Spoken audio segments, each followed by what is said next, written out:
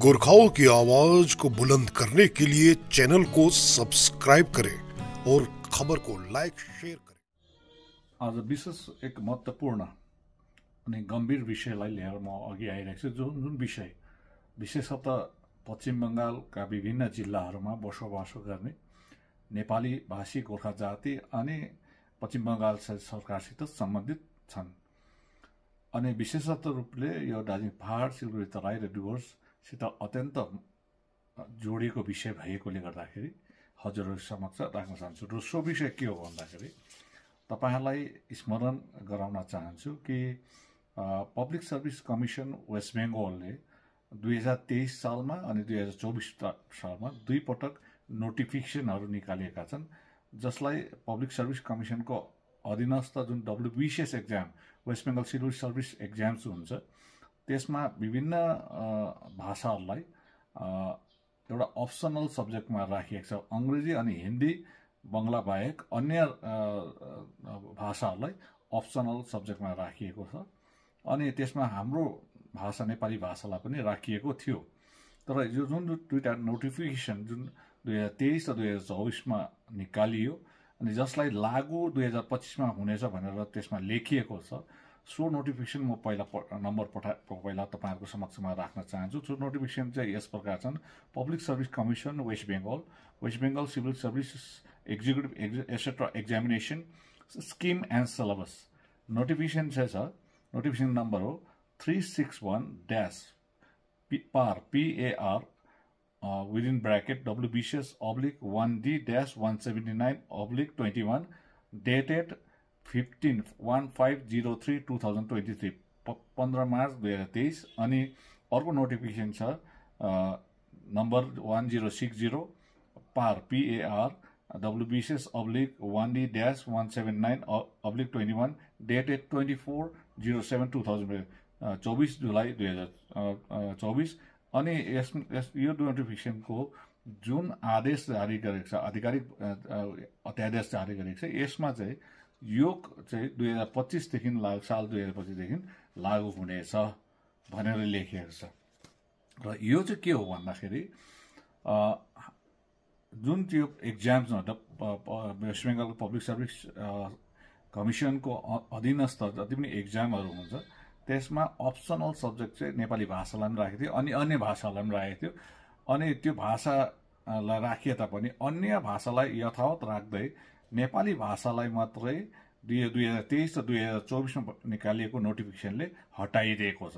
भन्नुको मतलब त्यो एक्जाममा बस्नेहरूले जो नेपाली भाषी गोर्खाहरू छन् उनीहरूले अब अप्सनल सब्जेक्टको हैसियतमा आफ्नो मातृभाषालाई त्यहाँ देख्न सकिँदैन अनि त्यहाँ गर्न सकिँदैन, त्यो प्रावधान हटाइदिएको छ। र यसैको म विरोध गर्न चाहन्छु र यसैको म घोर भत्सना गर्दै आज तपाईहरुको समक्ष पनि राखिरहेको छु। अनि फलत यो कुरो पश्चिम बंगाल सरकारले एउटा सुनोइद षड्यन्त्र रूप जति बेला आन्दोलन 2007 को आन्दोलन सकेर जब जिटिए स्थापित भए त्यो पछाडि यसरी नै पश्चिम बंगाल सरकारले नजान्दो प्रकारले एउटा पोइजन जस्तो हालेर बिस्तारै हामीलाई एउटा डिसेस्टलाइज गर्ने एउटा कार्य गरिरहेको थियो, जसको अलिकति गन्ध पहिल्यैबाट थाहा पाएकोले गर्दाखेरि भूतपूर्व खरसाङका विधायक डाक्टर रोहित शर्माज्यूले त्यस्ता उहाँको कार्यकालको अवधि बंगालको विधानसभाको बजेट सेसनमा 18 तारिक फरवरी 2015 को दिन उहाँले एसेम्ब्लीमा विधानसभामा एउटा आवाज उठाइदिएका थिए कि पब्लिक सर्भिस कमिसन अनि अन्य एक्जामहरूमा नेपाली भाषालाई जुन अप्सनल सब्जेक्ट राखिएको छ यो हाम्रो मातृभाषालाई त्यहाँबाट हटाइनु हुँदैन भन्ने एउटा त्यहाँ आवाज उठाएको थिए। फलस्वरूप त्यही आवाजको जुन एसेम्ब्लीमा उठाएको आवाजलाई नै कुरोलाई नै उहाँले सोही दिन 18 तारिक 2 फरवरी 2015 को दिन बंगालका मुख्यमन्त्री सुश्री ममता ब्यानर्जी लगायत chief secretary government of West Bengal, additional chief secretary government of West Bengal, chairman West Bengal public service commission, secretary West Bengal public service कमिसनलाई उहाँले पत्रचार गर्नुभएको थियो। तर त्यस पश्चात यसलाई थाँतीमा राखियो। तर 2023 र 2024मा भने यो 10 वर्ष बादमा भनौँ या 8-9 वर्ष बादमा फेरि यसलाई रद्द गर्ने प्रयासमा गयो र यो कुरो अघि आए तापनि कसैले पनि यसलाई विरोध त्यस बेला पनि गरेन। तर अहिले भर्खरै मात्र यो कुरो जब ओबिसीको विषय लिएर आए कुरा त्यस बेला यो कुरो फेरि पुनः एउटा जीवित भएर आएकोले गर्दाखेरि मैले तपाईँहरूको समक्षमा यो कुरो विषय राख्ने मैले एउटा अटुट सम्झेँ। अनि मेरो एउटा जातिगत धर्म पनि हो तपाईँहरूलाई अवगत गराउने। र सर्वप्रथम चाहिँ म के भन्न चाहन्छु, यसरी हाम्रो मातृभाषालाई public service commission West Bengal गभर्मेन्टको तर्फबाट हटाइँदाखेरि यो एउटा जातिगत भाषिक भेदभाव पनि हो, मतलब यसलाई लिङ्ग्विस्टिक डिस्क्रिमिनेसन पनि भन्न सकिन्छ, अनि एउटा भाषिक अतिक्रमण पनि हो। अनि भारतको संविधानको 8औं अनुसूचीको विरोध पनि हो, पश्चिम बङ्गालले विरोध पनि गरिरहेको छ। किन नेपाली भाषालाई मात्रै अप्सनल सब्जेक्टको हैसियतबाट ती एक्जामहरूबाट हटाइए, यो पश्चिम बङ्गाल सरकारलाई एउटा हाम्रो प्रश्न छ। र म विशेष गरेर सम्पूर्ण हाम्रा दार्जिलिङ पहाडका, तराईका, डुवर्सका जो जति पनि जनप्रतिनिधिहरू छन्, एमएलए विधायकहरू हुन्, सांसद महोदय छन्, साथसाथै जिटिए पक्षलाई पनि, अनि अहिले पञ्चायती व्यवस्था पनि चारैपट्टि भएकोले गर्दाखेरि पञ्चायत समितिका सभापतिहरू, पञ्चायत प्रधानहरू सबैले एउटा हामीले यसको घोर प्रतिवाद गर्दै पश्चिम बङ्गाल सरकारलाई यथाशीघ्र पत्रचार गरेर उहाँलाई एउटा डेलिगेसन गरेर पब्लिक सर्भिस कमिसनमा डेलिगेसन गएर हामीले भेटेर यसको आपत्ति जनाएर पुनः हाम्रो नेपाली भाषालाई पब्लिक सर्भिस कमिसनमा अप्सनल सब्जेक्टको हैसियतले राखिनुपर्छ भन्ने माग गरेको हुनुपर्छ। यो तपाईँहरूलाई म निवेदन गर्छु। यसका साथै जो जति पनि नागरिक समाजका अग्रजहरू छन्, बुद्धिजीवीहरू छन्, विद्यार्थी वर्गका सङ्गठनहरू छन्, अनि गैर राजनैतिक संस्थाहरू छन्,